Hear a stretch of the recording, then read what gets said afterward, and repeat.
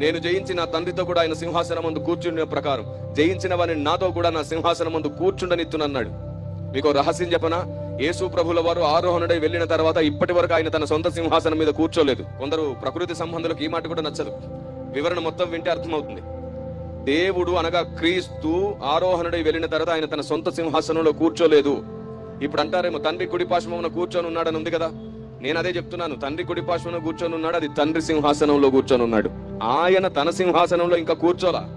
ఎందుకు కూర్చోలేదో తెలుసా? నీతో కలిసి కూర్చుందామని ఎదురు చూస్తున్నాడు. ఆయన సంఘంతో కలిసి కూర్చోవాలని ఎదురు చూస్తున్నాడు.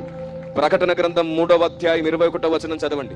ప్రకటన గ్రంథం 3వ అధ్యాయం 21వ వచనంలో ఈ మాట ఉంటుంది, నేను జయించి నా తండ్రితో కూడా ఆయన సింహాసనంలో కూర్చుండి ఉన్న ప్రకారం. ఎక్కడ కూర్చున్నాడంటే యేసు ప్రభు తండ్రితో కూడా ఆయన సింహాసనంలో కూర్చుండి ఉన్న ప్రకారం జయించిన వానిని నాతో కూడా నా సింహాసనంలో కూర్చుండబెట్టుదునన్నాడు. దేవునికి స్తోత్రం కలుగునుగాక. జయించే సంఘంతో కలిసి ఆయనే సింహాసనంలో కూర్చుంటాడంట. కాబట్టి గుర్తుంచుకోండి, నీ కోసం నా కోసం ఆయన ఇంకా ఎదురు చూస్తున్నాడు. మనం సమర్థులమై రావాలని, చాతగాని వారిలా కాదు. కాబట్టి అన్నిటిని సహించు. నీ సహనం సకల జనులు కనబడని. అననుకూల పరిస్థితులు, వ్యతిరేక పరిస్థితులు నీ ముందుకు వచ్చినప్పుడు నువ్వు ఏం ఆలోచిస్తున్నావు అన్నది దేవుడు గమనిస్తున్నాడు. దేవుని రాజ్యం కూలేటట్లు ఆలోచిస్తావా, దేవుని రాజ్యం కట్టే ఆలోచిస్తావా అన్నదాన్ని బట్టి నువ్వు పడిపోయిన దూత సంబంధివో, అనేకుల కొరకు మరణం గెలిచి తిరిగి లేచిన మధ్యవర్తి అయిన క్రీస్తు సంబంధివో నీకు అర్థమైపోతుంది.